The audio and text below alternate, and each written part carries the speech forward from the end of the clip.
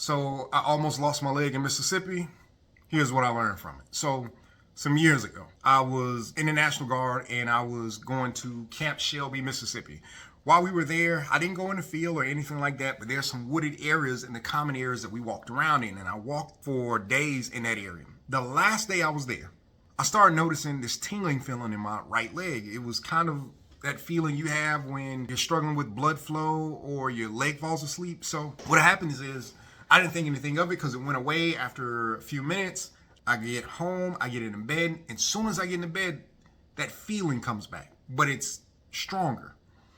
I didn't really think anything of it. I'm thinking it'll just go away. I've never experienced that feeling where it lasted any significant period of time. I get into bed, I wake up, it's still there. And I'm like, man, now it's stiffer and it's more intense. It doesn't hurt. It's like I don't have full control of the leg. And I'm like, what is going on? And the guy, I didn't really make it a serious deal. I didn't make it a big deal at all. And I was like, man, you know what? It'll go away shortly. I'm pretty sure it's no big deal. I go to work and I work all day, essentially dragging my leg. But I worked in an office, so I'm sitting down most of the day, and it is not getting better. By the time I get home, I'm like, hey man, something may not be right. So I go to an urgent care.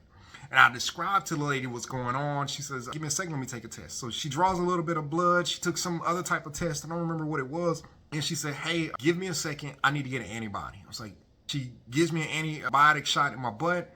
She says, hey, before we go any further, there's some other things that we need to know because this test is coming back a little weird. Would you mind doing me a favor and pull up my pants leg? She looks around there. She asked me to take off my shoes. She looked around my toes and my heels. Then she asked me to pull my shirt up, and she was looking around my waist, and she was like, you mind if I check your hair? I was like, hey, what's going on? Can you tell me what's good? She said, I'm looking for something. I was like, I can see that. What are you looking for? She said, a tick. Tick? I don't have any ticks on me. She said, have you taken a hot shower in the last couple hours? The last 2 days since I got back, since this started, I've taken 2. She said, so it might have came out there because I can't find it anywhere.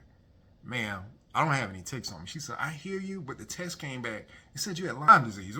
What the heck? How do you get that? She was like, you get them from ticks. I was like, well, I didn't see any ticks on me anywhere. She said, based on where you told me you were, based on some of the things that you told me you did, it's possible. Ma'am, I didn't see or feel any ticks. Cool, but that's how you got it. And she says, as a matter of fact, once this other blood test comes back, we're going to confirm it, and then we need to give you one more shot, and we need to start giving you IV ASAP. So again, she come back, text comes back, and she confirms it. She said, Lyme disease. Sir, that feeling you have in your leg, it started to form something that's similar to a blood clot. You could die, or you could lose that leg if you had waited another day to come in.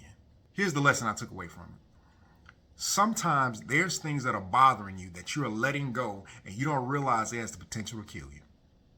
Sometimes it's a relationship where something's off and you just will not address it.